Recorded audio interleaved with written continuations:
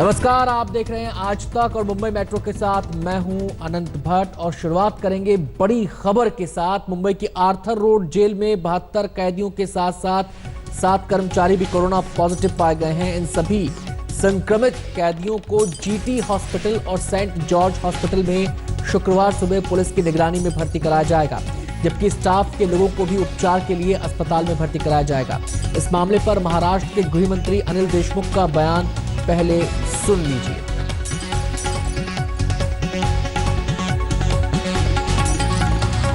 मुंबई के Arthur road jail में, जहां पे करीबन 2800 कैदी उस जेल में हैं, उस जेल के एक बैरक में कोरोना का संक्रमण पाया गया। उस जेल के सभी कैदियों की और वहां पे तैनात सभी पुलिस लोगों की वहां पे मेडिकल जांच करवाई गई। उसमें 77 कैदी और 26 पुलिस कर्मचारी उसमें पॉजिटिव पाए गए। उनके आगे के इलाज के लिए उनको सेंट जॉर्ज हॉस्पिटल में भर्ती करने की प्रक्रिया चालू हो गई है। और सीधे हम रुख करेंगे, संवाददाता सौरभ वक्तानिया हमारे साथ जुड़ गए हैं और जानकारी देने के लिए। सौरभ, इतनी बड़ी तादाद में कोरोना पॉजिटिव केसेस का मिलना चिंता का विषय है। अब तमाम जो जेल में कर्मी मौजूद हैं, तमाम जो कैदी मौजूद हैं, उन सबका टेस्ट करवाया जाएगा, ये लाजमी है। लेकिन ये प्रक्रिया कब तक पूरी होने की संभावना है? जी देखिए अनंत, सबसे पहले तो जो 45 साल का एक आरोपी था, जो नारकोटिक्स का आरोपी था, उसे इस जेल में लाया गया था और वो कोरोना पॉजिटिव निकला था। जिसके बाद जिस बैरक में उस 45 साल के नारकोटिक्स के आरोपी को रखा गया था, उस पूरे बैरक की टेस्टिंग की गई। 2 दिन तक ये पूरी टेस्टिंग चली और जितने पुलिसकर्मी उस बैरक की सुरक्षा के लिए तैनात थे, उनकी भी टेस्टिंग की गई। उसमें अब ये सामने आया है कि 103 लोगों को कोरोना पॉजिटिव हुआ है, 77 जेल कैदी है और 26 पुलिसकर्मी है। अब इसमें यह होने वाला है कि जो असिम्प्टोमेटिक पेशेंट्स है तो उनका ये किया जाएगा कि उनको सिर्फ आर्थर रोड जेल में ही शायद क्वारंटाइन किया जाएगा, क्योंकि आप समझ सकते हैं मुंबई का सबसे बड़ा जेल है आर्थर रोड जेल। कई ज्यादा हार्डकोर क्रिमिनल्स यहां पर मौजूद है, तो उन सभी को पूरी सुरक्षा के साथ इस हॉस्पिटल में लेके जाना काफी ज्यादा रिस्की टास्क हो जाएगा। इसलिए जो सिम्टम्स जिसमें होंगे उनको तो जरूर हॉस्पिटल लेके जाया जाएगा, लेकिन जो असिम्प्टोमेटिक जेल के कैदी है शायद उनको क्वारंटाइन जेल के अंदर ही किया जाएगा। अब जो महाराष्ट्र के हेल्थ ऑफिशियल्स है वो बाकी के जो बैरक्स है उनमें भी आगे के अगले कुछ दिनों में जो है टेस्टिंग शुरू कर देंगे। ये बहुत बड़ी चिंता का विषय है, क्योंकि जो आर्थर रोड जेल है उसमें सिर्फ 800 की कैपेसिटी है, लेकिन फिलहाल वहां पर 2800 से ज्यादा जेल कैदी मौजूद है। बहुत बहुत शुक्रिया आपका सौरभ, इस पूरी जानकारी के लिए बहुत बहुत शुक्रिया आपका। मुंबई के सायन के सरकारी अस्पताल का एक वीडियो सोशल मीडिया पर जमकर वायरल हो रहा है। यह वीडियो वाकई इंसानियत को शर्मसार करने वाला है। वीडियो में दिखाई दे रहा है कि अस्पताल के बेड्स पर एक तरफ लाशें रखी हुई हैं और बगल में कोरोना के मरीजों का इलाज चल रहा है।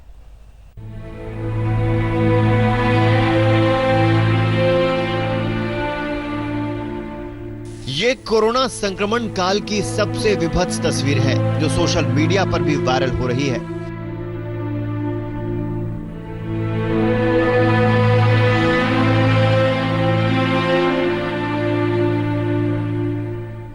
ये तस्वीरें मुंबई के सायन के अस्पताल की हैं, जहां अस्पताल के बेड पर कोरोना संक्रमितों की लाशें पैक करके रखी हुई हैं और उनके बगल के बेड पर ही दूसरे मरीजों का इलाज चल रहा है।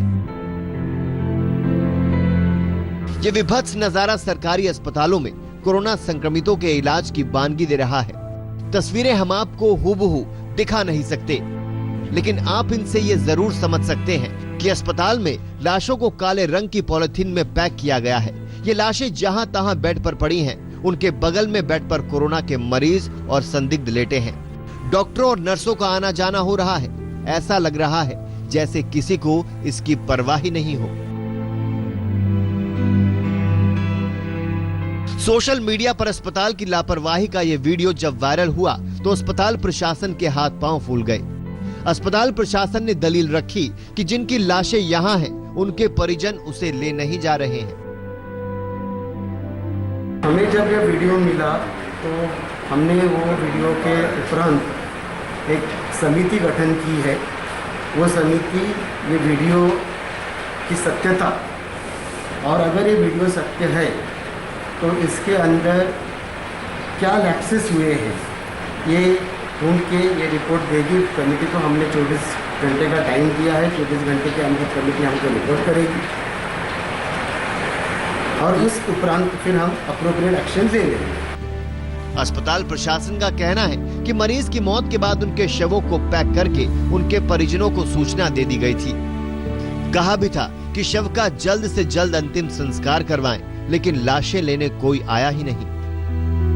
प्रोसीजर के मुताबिक बॉडी को 2 घंटे में डिस्पोज ऑफ करना होता है और आधे घंटे के अंदर हॉस्पिटल से बाहर निकालना होता है। डेथ होने के बाद फैमिली, लोकल पुलिस स्टेशन और मेडिकल हेल्थ ऑफिसर को हॉस्पिटल द्वारा इन्फॉर्म किया जाता है। एक टीम बीएमसी और पुलिस की बॉडी के साथ में रहती है ताकि उस बैग को फैमिली वाले खोल ना लें। सायन के सरकारी अस्पताल से ये विभत्स तस्वीरें आई तो राजनीति भी गरमाई। विपक्ष के नेता देवेंद्र फडणवीस इसे गंभीर मसला बता रहे हैं तो बीजेपी ने सरकार और बीएमसी पर हमला किया।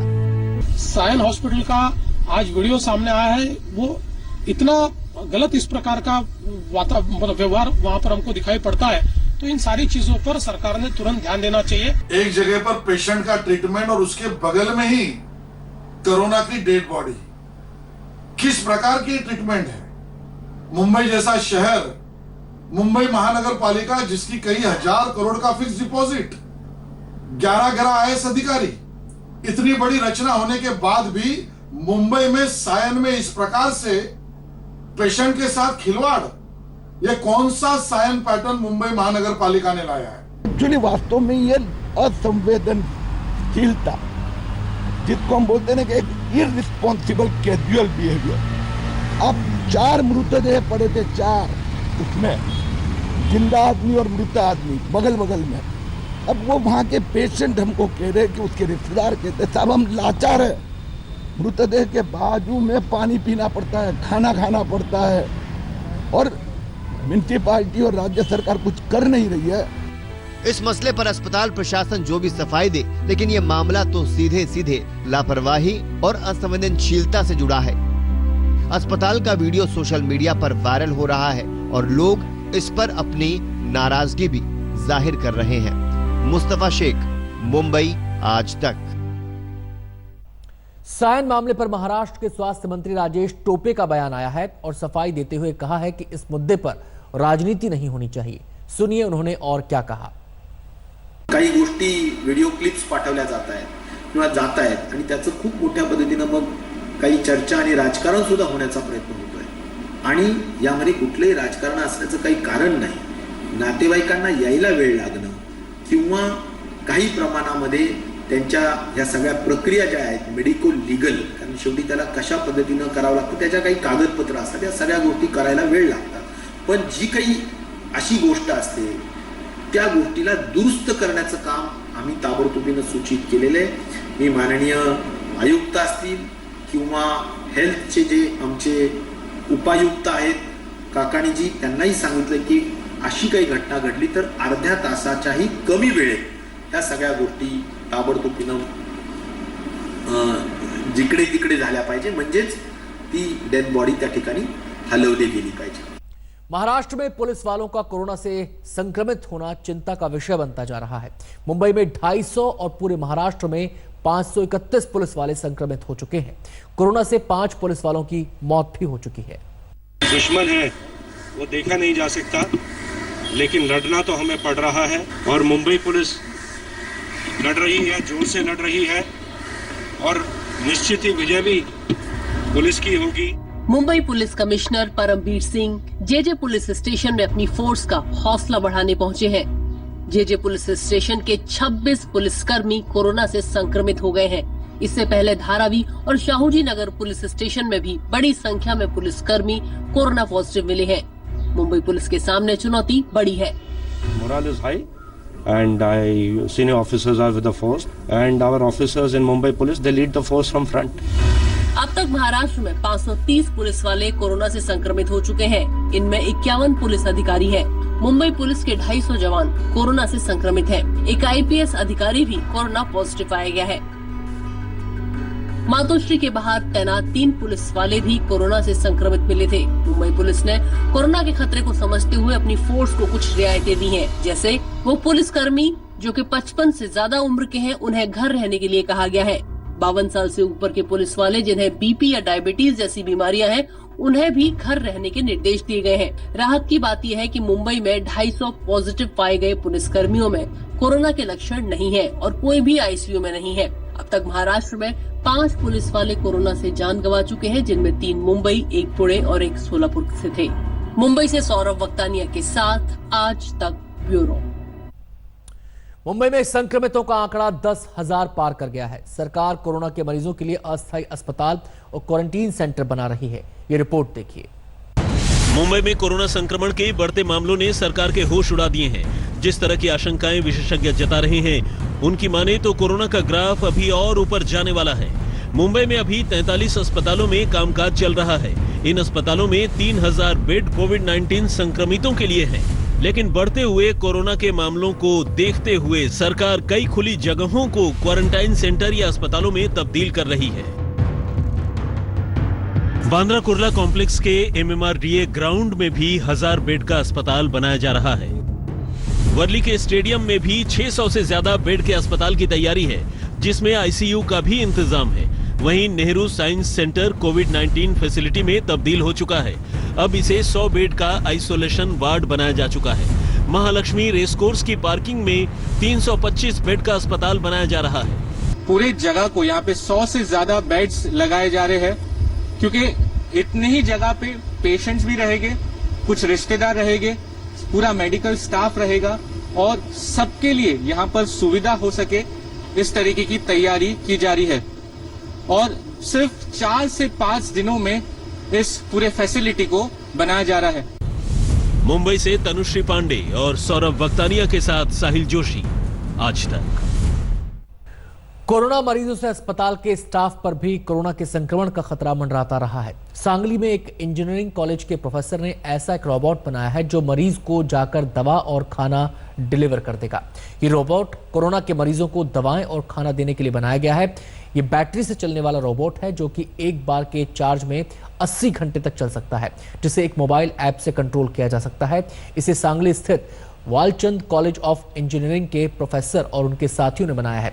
इस रोबोट को बनाने वाले प्रोफेसर को उम्मीद है कि कोविड-19 अस्पतालों में इस रोबोट का इस्तेमाल करने से नर्सिंग स्टाफ में संक्रमण का खतरा कम हो सकेगा। नमस्कार, मैं हूं अंजना ओम कश्यप। हमें उम्मीद है ये वीडियो आपको पसंद आया होगा। लेटेस्ट खबरों के लिए यूं ही देखते रहिए आज तक, और इस वीडियो के पसंद आने पर लाइक, शेयर एंड सब्सक्राइब करना ना भूलें।